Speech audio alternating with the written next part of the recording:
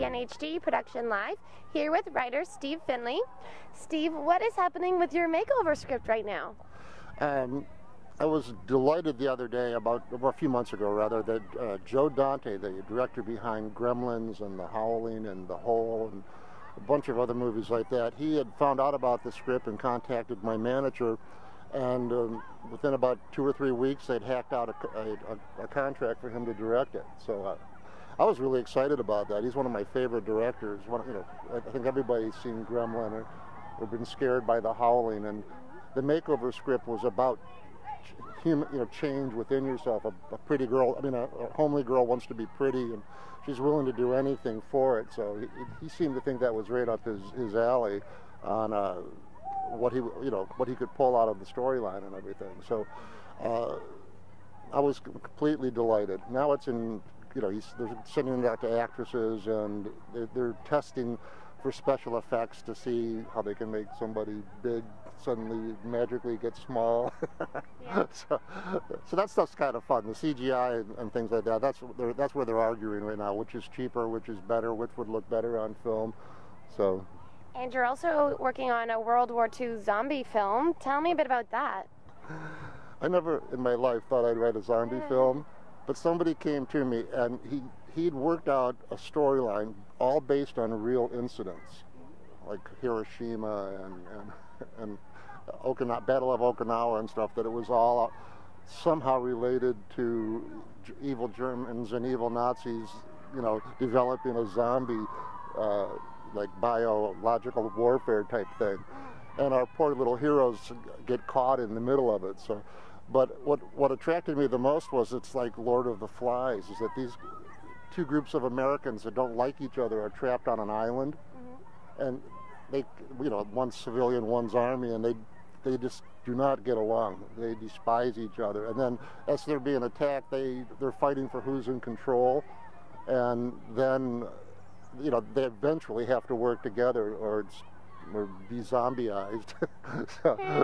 But I just like the fact that it's all about split personalities and infighting and things like that. You could almost take the zombies out of it and still have a good movie. So, but adding the zombies was what I thought was pretty funny. So. And what is your Alcatraz film about?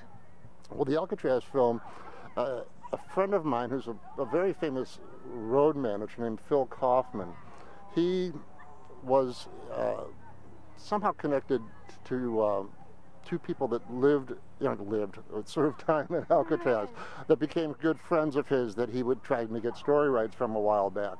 And they were telling him stories about games they would play, that they would bet things to try to get new inmates to do, not caring if they got killed, like trying to escape, an escape route, just to amuse themselves, or because there was nothing else to do.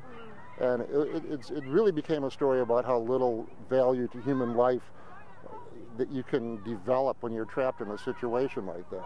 So, have you ever served time in prison? Unfortunately not yet.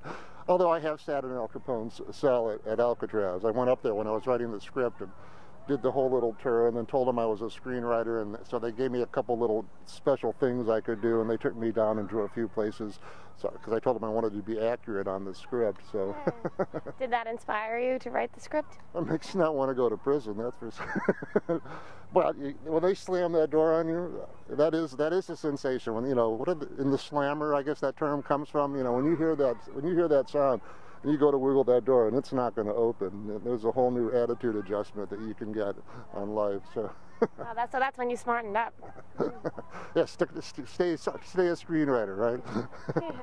And what's your writing process like? How do you come up with ideas, and then what do you write in the morning and the night? Well, the zombie one, the producer's name is John Ryan. He came to me with the idea, and I'd seen like X-Men that so cleverly used Bay of Pigs in that with the invasion and stuff like that, and he had thought of like 5 or 6 things that somehow tied together perfect with a big bio plot. And then when he told me it's a zombie movie and we can get the ships down in San Diego, there's a whole ghost fleet that you can rent for just about nothing to shoot the interiors from. and then, you know, you can probably CGI the ocean behind the deck of one pretty easy. So it just sounded like it would be fun. I'd never done anything, you know. It's very strange to sit there all day long and kill people on paper. To try and think of new and exciting ways, you know, to have zombies appear or get, you know, get taken care of. So how do they eat the brains this time?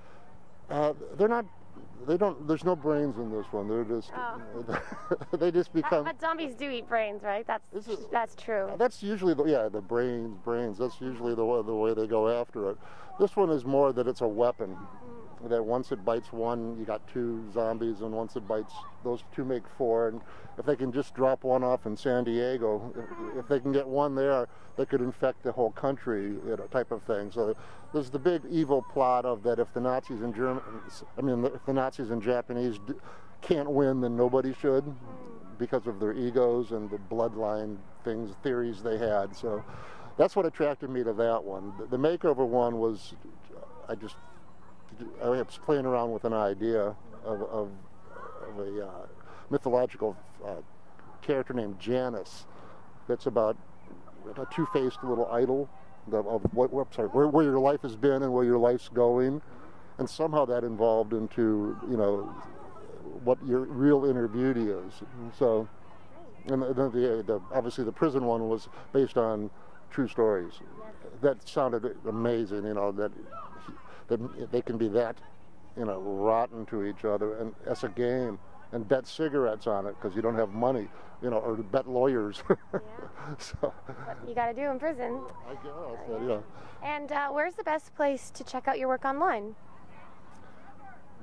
Well, I guess IMDb. There's links to where the movies that I've made are for sale. There's, I don't know, you know, actually that's a good thought. I've never actually really, I've been thinking of doing a website, but I don't want to put scripts up there, and then, yeah, so I guess probably just references to the movies that I've made, and, you know, to my agent and manager and stuff. So. Great. Well, thank you so much, Steve, and best of luck with your upcoming scripts. Thank you. I appreciate it. Thank you. I'm Katie Uhlmann reporting for TTN-HD Production Live. Cool.